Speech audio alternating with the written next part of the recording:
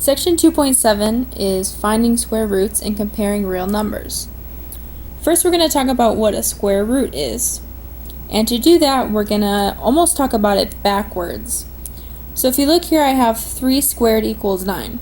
We know that 3 squared is like saying 3 times 3, and that equals 9.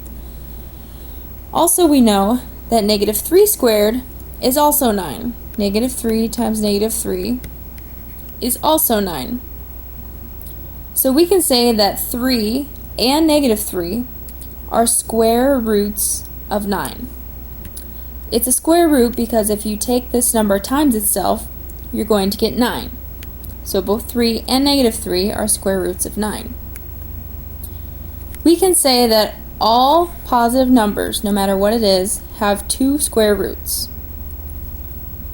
Just like up here, both 3 and negative 3 were roots of 9. We could say, for example, 2 times 2 equals 4, but also negative 2 times negative 2 also equals 4. So the square roots of 4 are 2 and negative 2. So all positive numbers have 2 square roots.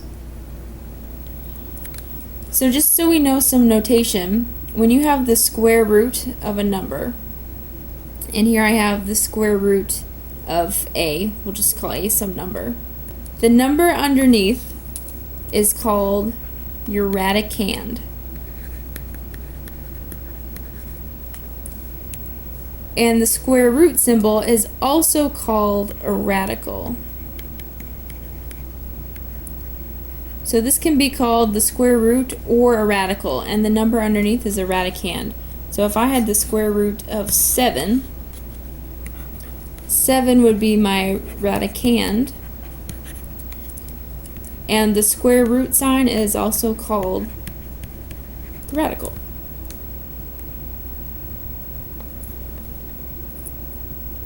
Here's a list of the perfect squares, and I would make this table in your notes because it will be helpful if you have these memorized for the future. In the left column, I have all the roots, and in the right side, I have the perfect squares. These numbers are called the perfect squares because when you take the square root, you get an integer. And these are just the positive roots. So for example, if we take 1 times 1 equals 1.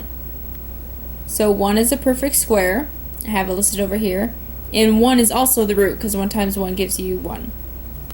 If you go to 4, 2 is our root, so 2 times 2 equals 4. So that's why 4 is a perfect square. And if you go down further, we have 8 times 8 equals 64. So 64 is the perfect square and 8 is the root. I've listed the first 15. So if you want to go ahead and write all these down, it will be helpful.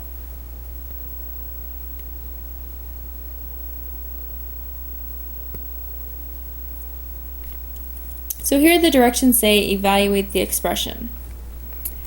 This sign right here, this plus over the minus sign, this means plus or minus.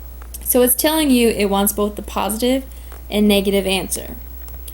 So when it asks for the square root of 36, it wants what number times itself is going to give you 36. I know that 6 times 6 is going to give me 36. So that means that the square root of 36 equals 6. But they want the positive and the negative. So that means they want the negative root too, which I know that a negative times a negative also equals 36. So my answers are both 6 and negative 36. And to write this answer, you don't have to write negative 6 and 6. You can write this plus or minus sign. So your answer can be plus or minus 6. That plus or minus means both positive and negative 6. So the next one, the square root of 49, you think of what number times itself equals 49. Well, I know that 7 times 7 equals 49. So the answer is 7, and it just wants the positive answer. Here it wants the negative answer, the square root of 4. Well, I know that 2 times 2 gives me 4. So the answer is 2, and it wants negative, so your answer is negative 2. The square root means what number times itself will give you that number. So I want you to look at this list of numbers. We have 7.5, negative square root of 25, negative, or square root of 0, square root of 2, negative square root of 9, square root of 9, and 1. And I want you to list these in order from least to greatest.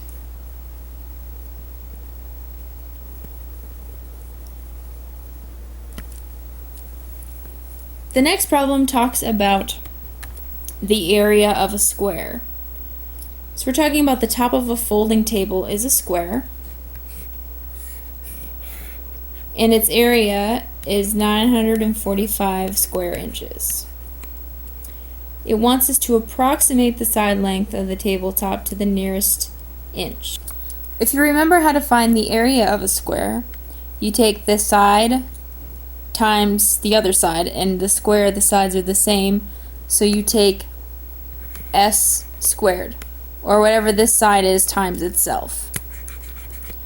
So we're looking for some number that when we times it by itself, we get 945. 945 is a really big number, and we're just supposed to approximate the answer. So what I'm going to do is start listing a bunch of squares to see if I can get close to 945. So I'm just going to start with 28. Just a random number I pick. If I find its square, so I take 28 times 28, I get 784. Not quite to 945. I'm going to do 29, 30, 31. We'll see if we can get close. So 29 times 29 gives me 841. 30 times 30 gives me 900. 31 times 31 gives me 961. And you see that we already surpassed 945. So 945 is in between the square root of 900 and the square root of 961.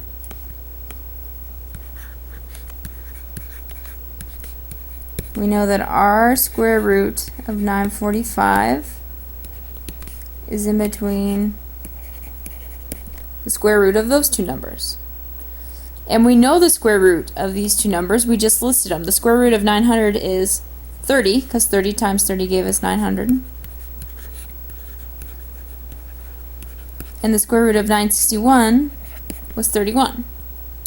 And since 945 is closer to 961 than it is 900, we're going to say that the side length of the table is about 31 inches. Because when we found the square root, it was really close to the square root of 961. So we say the side length is about 31 inches. So I want you to go ahead and do this one in your notes. A square yard has an area of 256. Find the side length of the yard. So you have a yard. It's square. The area is 256 inches. Find the side length. You're going to need the square root. If it helps, you can list out different roots in their squares if you like.